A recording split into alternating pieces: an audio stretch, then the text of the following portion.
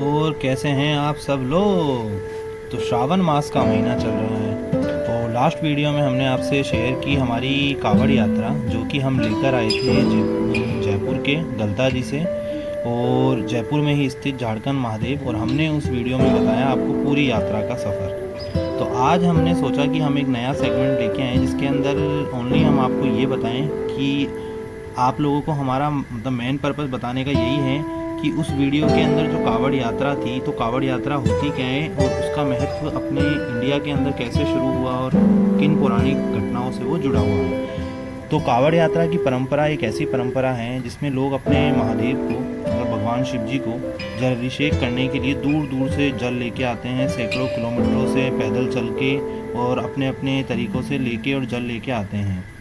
और ऐसा श्रद्धालु दो बार करते हैं, एक है जो श्रावण मास आता है वो, और एक होता है फाल्गुन मास। उसके अंदर 2 मास में वो ऐसा करते हैं। साल में 2 बार ऐसी घटना वो इसीलिए करते हैं क्योंकि ये 2 मास जो होते हैं, एक तो श्रावण और एक फाल्गुन मास, ये भगवान शिव को बहुत ही प्रिय माने जाते हैं।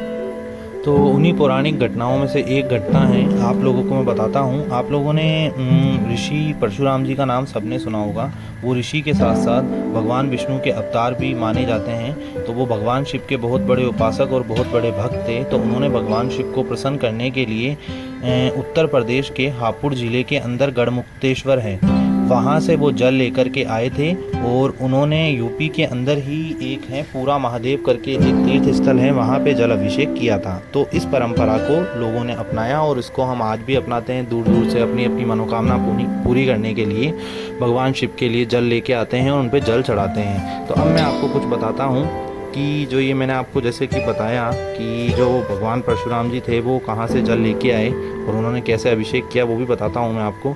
तो कावड़ यात्री जो होते हैं वो बहुत महीनों से इसकी तैयारी चालू कर देते हैं क्योंकि उनको सैकड़ों किलोमीटर दूर से जल लेके आना पड़ता है।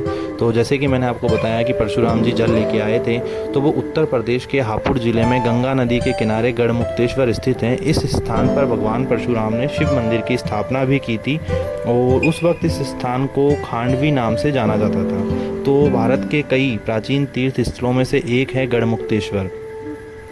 और हापुड़ ज़िले में मैंने बताया आपको गंगा किनारे ये स्थित है। गंगा तीर्थ नगरी के रूप में गढ़मुक्तेश्वर का उल्लेख प्राचीन ग्रंथों में भी मिलता है। पौराणिक कथाओं के मुताबिक भगवान शिव ने श्री परशुराम से यहाँ शिव मंदिर की स्थापना करवाई थी और उस समय इसे खांडवी वन के क्षेत्र के नाम से जाना जाता था। शिव पुराण के अनुसार यहाँ शिव मंदिर की स्थापना और बल्लभ संप्रदाय का प्रमुख केंद्र होने के कारण इस स्थान का नाम शिव बल्लभपुर पड़ा।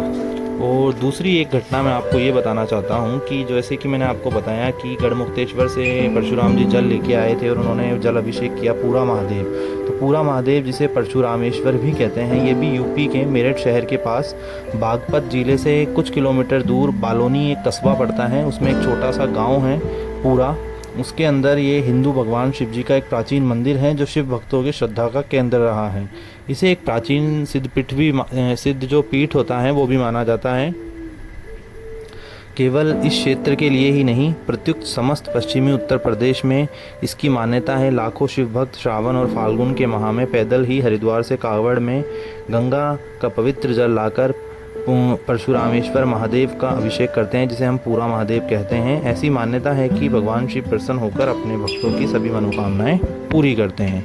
तो जैसे कि मैंने आपको बताया कि हमारी पौराणिक कथाएं, तो उनसे जुड़ा हुआ ये फैक्ट था कि कावड़ क्यों लेके आते हैं, कावड़ का क्या महत्व है। मैंने सोचा कि मैं जब कावड़ यात्रा का वीडियो आप लोगों से शेयर कर रहा हूँ तो आप लोगों को कावड़ का महत्व भी बताया जाए, क्योंकि हमारा लोगों के लिए यही होता है कि जो हमारे व्यूवर्स हैं वो देखें और उनको पता चले कि हर चीज़ कि जिसको भी हम अपने वीडियो के अंदर अपलोड कर रहे हैं उसका महत्व क्या है और उसके बारे में क्या इन्फॉर्मेशन होती है। तो हमने सोचा आपसे किया जाए एक छोटा सा सेगमेंट शेयर, और जल्द ही किसी नई यात्रा पे अपन चलेंगे, आप लोगों से शेयर करेंगे। तो अगर आपको ये अच्छा लगे कावड़ यात्रा का महत्व और कावड़ यात्रा क्यों शुरू हुई उसका, तो आप लोगों को पता ही है क्या करना है। आपको इसको ज़्यादा कुछ नहीं करना है, देखिए, शेयर कीजिए और बताइए लोगों को कि कावड़ यात्रा क्या होती है, इसका महत्व क्या होता है और हमारे इंडिया में इतना ये प्रचलन में क्यों रहता है। तो ठीक है, बाय गाइस।